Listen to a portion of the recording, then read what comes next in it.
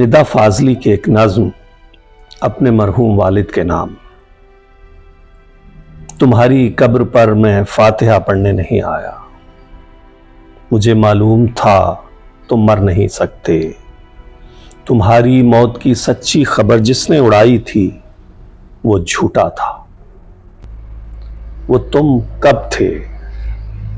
कोई सूखा हुआ पत्ता हवा से मिलकर टूटा था।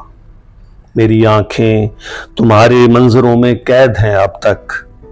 मैं जो भी देखता हूं, सोचता हूं, वो वही है जो तुम्हारी नेकनामी और बदनामी की दुनिया थी। कहीं कुछ भी नहीं बदला। तुम्हारे हाथ मेरी उंगलियों में सांस लेते हैं।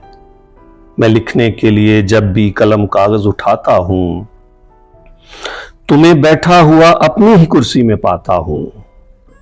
बदन में मेरे जितना भी लहू है, बदन में मेरे जितना भी लहू है, वो तुम्हारी लग़्ज़शों नाकामियों के साथ बहता है। मेरी आवाज में छुपकर तुम्हारा ज़हन रहता है। मेरी बीमारियों में तुम, मेरी लाचारियों में तुम।